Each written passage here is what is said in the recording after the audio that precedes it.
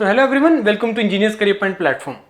सो आज का जो मेरा वीडियो है ये हरियाणा पब्लिक सर्विस कमीशन में, जैसे कि अभी इलेक्शन होके हटे हैं हरियाणा में, तो उससे पहले बहुत ज़्यादा रिक्रूटमेंट ड्राइव चल रहा था for various vacancies, different type of jobs के लिए, डिफरेंट टाइप ऑफ पोस्ट के लिए चल रहा था।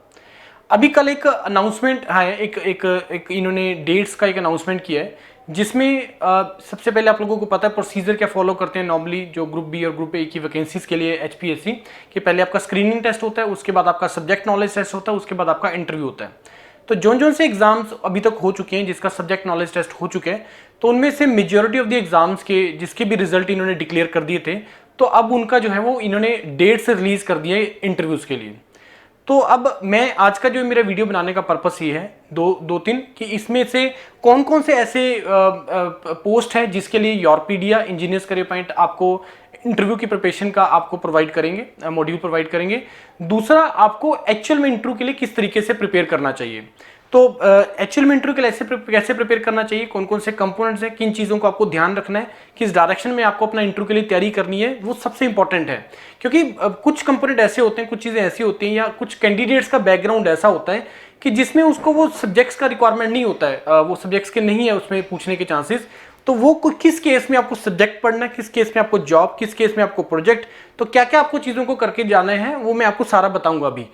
उससे पहले मैं आपको बता दूं कि हम लोग कौन कौन सा डोमेन्स कवर करते हैं। सबसे पहले अगर मैं बात करूं तो हम आ जाते हैं पहले आपका पीजीटी के जितने भी हैं, पीजीटी में एक्सेप्ट एक दो डोमेन्स हम लोग मेजॉरिटी का इंटरव्यूज डोमेन कवर करेंगे। उसके बाद असिस्टेंट इंजीनियर में आपका इलेक्ट्रिकल का आ गया, पंचायत राज का आ गया, सब डिवीजन इंजीनियर का आ गया, डेवलपमेंट एंड पंचायत राज का, असिस्टेंट इंजीनियर का आपका इरिगेशन एंड वाटर रिसोर्सेज का आ गया, असिस्टेंट इंजीनियर का मैकेनिकल का आ गया। इलेक्ट्रिकल में आई थिंक जितनी वैकेंसीज थे उससे कम ही शॉर्टलिस्ट हुए हैं। आई डोंट थिंक कि यहाँ पे कोई रिक्वायरमेंट है इंटरव्यू का, राइट। तो आप लोग अपना, लेकिन स्टिल अपना बहुत अच्छा ड्रेसअप होके अपना पूरा एक अच्छे तरीके से वहाँ पे परफॉर्म करिएगा। मैकेनिकल में 18 कैंडिडेट शॉर्टलिस्टेड, काफ़ी कैंडिडेट अभी तक ज्वाइन भी कर चुके हैं और अपना उन्होंने मॉक लगाने स्टार्ट कर दिए हैं। देन पीजीटी में आप अगर ज्योग्राफी बैकग्राउंड से हैं, then you can prepare with Yourpedia for this. अगर आप इसमें फिजिकल एजुकेशन से आप प्रिपेयर कर सकते हैं। अगर आप पॉलिटिकल साइंस का है आपका इंटरव्यू तो आप हमारे साथ प्रिपरेशन कर सकते हैं। सोशियोलॉजी का है तो भी आप हमारे साथ प्रिपरेशन कर सकते हैं। बायोलॉजी का है तब भी आप हमारे साथ प्रिपरेशन कर सकते हैं।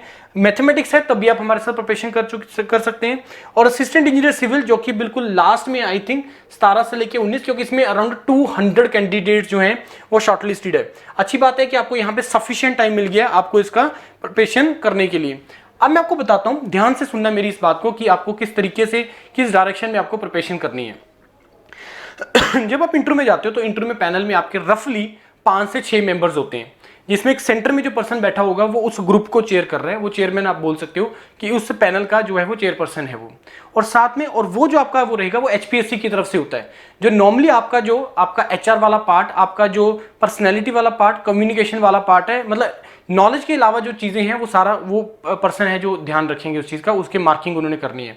रही बात नॉलेज से रिलेटेड जो आपका चेकिंग है, देखो एक चीज़ आपको दिमाग में लेके चलना है कि जिन भी कैंडिडेट्स का या जो भी एग्जाम्स में यहाँ पे आपका रिटन एग्जाम हुआ, आपका स्क्रीनिंग टेस्ट हुआ, आपका सब्जेक्ट नॉलेज टेस्ट हुआ, तो आप लोगों ने वो क्वालिफाई करके आप एंड में शॉर्टलिस्ट हुए हैं इंटरव्यू के लिए, तो इट मीन्स कि आपका नॉलेज इज गुड, तभी आप एंड में जाके शॉर्टलिस्ट हुए इंटरव्यू के लिए। तो ये चीज़ उनके दिमाग में भी होता है कि ये लास्ट में आए हैं कैंडिडेट हमारे पास जो फाइनल इंटरव्यू के लिए आए, तो इनका सब्जेक्ट नॉलेज इज गुड, ये उनको पता है। उनका जो ओवरऑल ऑब्जेक्टिव है इस इंटरव्यू का, वो आपका पर्सनैलिटी, आपका नॉलेज, आपका कम्युनिकेशन एंड क्या आप राइट कैंडिडेट हैं इस जॉब के लिए। They are going to check that in the interview only. Written के बेस पे ये चेक नहीं होता। सी मेरा रिटन में हाईएस्ट मार्क्स है डजंट मीन कि मैं बहुत अच्छा टीचर हो सकता हूं, उसके साथ रिलेशन नहीं होता है। तो उसके लिए टीचिंग स्किल्स भी वो चेक करता है कि क्या इसके टीचिंग स्किल्स है, इसका कम्युनिकेशन कैसे है, क्या अपनी बात को अच्छे तरीके से रख पा रहे हैं, नहीं कर पा रहे हैं। और वहां पे बोर्ड भी लगा होता है असिस्टेंट इंजीनियर के केस में, तो वो बोर्ड पे भी जाते हैं कि आप लिखो यहाँ पे, एक्सप्लेन करो एंट्रोपी क्या होती है, एक्सप्लेन करो इरिगेशन क्या है, कि ये हाइड्रोग्राफिक्स का बना के दिखाओ, वो बोलती हैं। और जहाँ पे पीजीडी की बात होती है, पोस्ट ग्रेजुएट टीचर की बात हो रही है, तो टीचिंग है यहाँ पे। तो आप मान के चलो कि मोर देन 99% चांस है कि आपसे वो टीचिंग करवा के देखेंगे, आपको एक टॉपिक देंगे तो आपको वो टीचिंग करवा के देखेंगे आपसे, राइट। तो टीचिंग स्किल वो आपका चेक करेगा, बोर्ड कैसे किस तरीके से आप मैनेज कर रहे हो, आपका राइटिंग कैसा है, वो सारी चीजें चेक करेगा, राइट। क्योंकि टीचर का बहुत बड़ा रोल है, जितना आप लोगों ने स्टूडेंट्स को पढ़ाएंगे, आप किस तरीके से उनसे बात करोगे, आप किस तरीके से कम्युनिकेट करते हो उनके साथ, वही तो आगे जाके सर्विसेज देनी है उन्होंने इस कंट्री के लिए, चाहे अपनी स्टेट से रिलेटेड है चाहे वो सेंट्रल गवर्नमेंट से रिलेटेड है। तो अब वहां पे 5 से 6 मेंबर्स रहेंगे, आप अंदर एंटर करेंगे, आपको बाहर बोला जाएगा कि आपको अपनी आइडेंटिटी रिवील नहीं करनी है, आप कहां से हैं, आपका नाम क्या है, वो आपको नहीं रिवील करना है वहां पे। और अंदर जब आप एंटर करते हैं तो आपसे वो बोलता है कि आप अपनी आइडेंटिटी रिवील करे बिना आप अपने बारे में बताइए। तो आपको जब अपने बारे में बताने बोलेगा तो उसमें आपको क्या चीजें बोलनी है, क्या चीजों को अवॉइड करना है, ये बहुत इंपॉर्टेंट पॉइंट है। नॉर्मली जैसे मैं एग्जांपल दे रहा हूं कि जैसे अगर मैं एग्जांपल दूं, असिस्टेंट इंजीनियर है, वहां पे बीटेक का रिक्वायरमेंट था, तो अगर आप एमटेक कर रहे हो या एमटेक आपने कर लिया या आप जॉब कर रहे हो, तो आप अपना जो इंट्रोडक्शन है यहीं पे एंड करेंगे कि sir I have done masters from this particular IIT, NIT या जो से भी कॉलेज है, और ये मेरा उसमें प्रोजेक्ट रहा।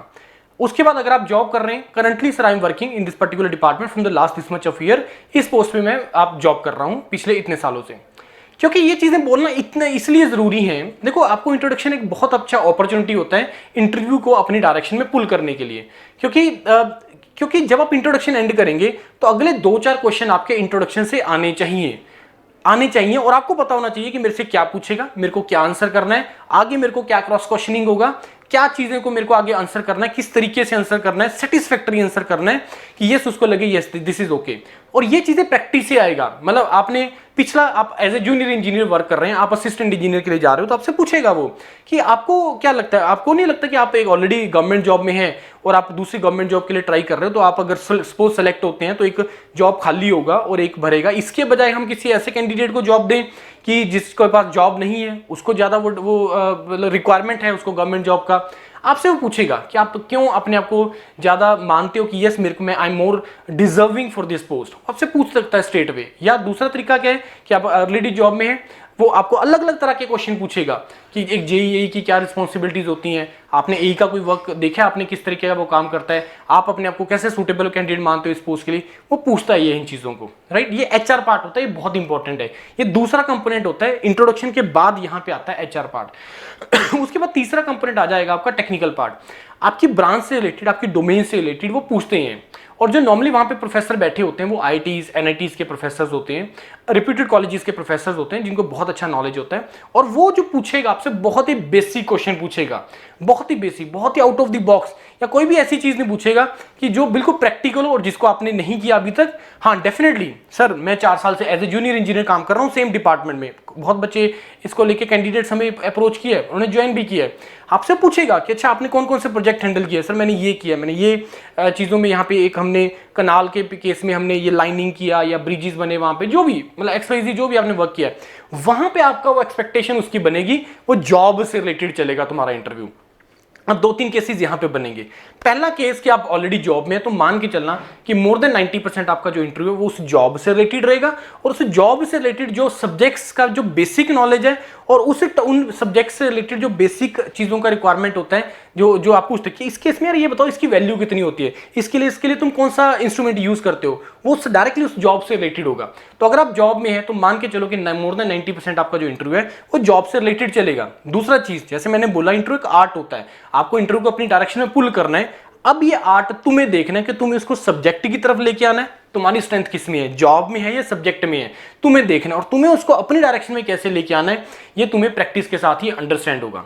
तो जितना ज्यादा से ज्यादा हो सकता है आप मॉक सेशंस लगाइए योरपीडिया के साथ, वहीं से चीजें निकल के आएगा। क्योंकि मॉक लगाने का जो पर्पस होता है वो टेस्टिंग होता है, टेस्ट करना होता है अपने आप को कि मैं कहां पे फंसूंगा, किस टाइप का मेरे को क्वेश्चन बन सकते हैं, मेरे को आंसर कैसे करने हैं, मेरे को अपनी कमियां जाननी है। जैसे आप लोग रिटर्न के लिए तैयारी करते हो तो रिटर्न का सारा सब्जेक्ट्स पढ़ते हो, एंड में टेस्ट लगाते हो, क्यों टेस्ट लगाते हो, ये जानने के लिए मेरे को गलतियां कहां पे होती है, किस टाइप का क्वेश्चन आ सकते हैं इस चीज के लिए। यही चीज इंटरव्यू के लिए भी होता है। तो इंटरव्यू को बहुत सीरियसली आप लोगों ने लेना है, खास करके जहां पे मोर देन 1 टाइम बुलाया गया है, मतलब जहां पे ये शॉर्टलिस्टिंग है नंबर ऑफ वैकेंसी से ज्यादा हुआ है, तो वहां पे आपको सीरियस लेना पड़ेगा इस चीज को। क्योंकि पिछली बार हमने दिखाया था आपको पंचायत राज के अंदर जिसके हाईएस्ट मार्क्स आए, अगर उसको मिनिमम मार्क्स हो गए इंटरव्यू में, रिजेक्ट हो गया। जिसके मिनिमम मार्क्स आए रिटर्न में और उसके अगर अच्छे मार्क्स आ गए इंटरव्यू में, वो सिलेक्ट हो गया। ऐसे बहुत सारे केसेस का मैंने वीडियो भी बना के डाला था। तो पहला कैटेगरी हो गया आपका जॉब का। दूसरा कैटेगरी आ जाएगा जो मिनिमम क्वालिफिकेशन मांगा है और आप उससे ज्यादा क्वालिफिकेशन है आपका, मान लो किसी में बीएससी मांगा है या बीटेक मांगा है और आपने एमटेक किया हुआ है या आपने एमएससी किया हुआ है या आपने पीएचडी किया हुआ है, तो जो आपका इंटरव्यू है मोर देन 90% अगेन उस हायर स्टडीज की तरफ चलेगा। मतलब एमटेक में जो आपने प्रोजेक्ट किया है उसका बहुत बड़ा रोल है, उसको ढंग से आप लोगों ने तैयार करना सारे को, और उससे रिलेटेड फिर आपने मॉक लगानी है। ये बहुत इंपॉर्टेंट चीज है जो अभी दिमाग में लगा लीजिए। तीसरा आ गया, सर मैं बिल्कुल भी जॉब नहीं कर रहा, मैंने जब से मेरा क्वालिफिकेशन हुआ है जो उसका मिनिमम है वहां से तब से लेके मैं अभी तक कुछ नहीं कर रहा हूं, मैं प्रिपरेशन ही कर रहा हूं अलग अलग एग्जाम्स का। तो आपसे पूछेगा वो मेरा 4 साल का गैप है, 5 साल क्या कर रहे थे, किस एग्जाम का तैयारी कर रहे थे, और वहां पे उसकी एक्सपेक्टेशन होएगा, वहां पे आपके वो सब्जेक्ट से पूछेगा, क्योंकि ना ही तुम्हारा हायर स्टडीज से रिलेटेड कोई चीज है, ना ही तुम्हारा इसमें कोई जॉब से रिलेटेड एक्सपीरियंस है, तो वहां पे वो आपका बिल्कुल सब्जेक्ट से है। अब जब बात आती है सब्जेक्ट की तो आपसे वो पूछता है कि तुम्हारे फेवरेट सब्जेक्ट कौन से हैं या कौन से सब्जेक्ट तुम तैयार करके आए हो। 4 से 5, मिनिमम 4 मैक्सिमम 5 सब्जेक्ट आप जरूर तैयार करके जाना इंटरव्यू के लिए। और दूसरी चीज है कि सब्जेक्ट को रिटन के पॉइंट ऑफ व्यू से पढ़ने की अप्रोच अलग होती है, इंटरव्यू के पॉइंट ऑफ व्यू से अप्रोच अलग होती है। क्योंकि रिटन में जा रहे हो वहाँ पे थ्योरेटिकल और आपका जो है न्यूमेरिकल सारी चीजें आती हैं, लेकिन इंटरव्यू में आपको वो आपका कंसेप्ट अंडरस्टैंड, मतलब वही आप कैसे कम्युनिकेट करते हो, कैसे उस चीज को बड़े ईजी लैंग्वेज में बता पा रहे हो, और पूछेगा बहुत बेसिक क्वेश्चन, बहुत डेप्थ में नहीं जाएगा। तो उसके लिए ऑलरेडी बहुत सारे ब्रांचेस का, इलेक्ट्रिकल का, मैकेनिकल का, सिविल का आपको इंटरव्यू मैराथन वीडियोस बना हुआ है, अगर आप वो गो थ्रू कर लेंगे तो that is more than sufficient to prepare any subject. तो ये 3 तरीके, पहला इंट्रोडक्शन, दूसरा आपका एचआर पार्ट, तीसरा आपका टेक्निकल पार्ट आ गया। तो ये तीनों चीजों को आपको ढंग से तैयार करना है और आपको क्या करना है, मॉक लगाने हैं। तो मॉक लगाने बहुत ज्यादा इंपॉर्टेंट है और ज्यादा से ज्यादा मॉक लगाने इंपॉर्टेंट है, क्योंकि इट्स समथिंग लाइक कि मेरे को अगर सपोज किसी चीज के लिए मेरे को एक्चुअल में मेरा टेस्ट है, मेरा रिटन एग्जाम है, तो मैं ज्यादा से ज्यादा टेस्ट अटेंड करके जाऊंगा ना, ज्यादा से ज्यादा टेस्ट अटेम्प्ट करके जाऊंगा। उससे क्या होगा कि ज्यादा वैरायटी ऑफ क्वेश्चंस मेरे कवर हो जाएंगे और उससे मेरा ज्यादा से ज्यादा मैं कहां पे मिस्टेक कर सकता हूं, कैलकुलेशन पार्ट पे, या वैसे मेरे को कंसेप्ट नहीं आता, मेरा अनलर्निंग होगा। तो तुम एक्सपेक्ट ये करते हो कि तुम जाने से पहले ज्यादा से ज्यादा टेस्ट लगा के जाते हो। ये चीज इंटरव्यू में भी एप्लीकेबल है कि जाने से पहले ज्यादा से ज्यादा मॉक सेशंस लगाइए।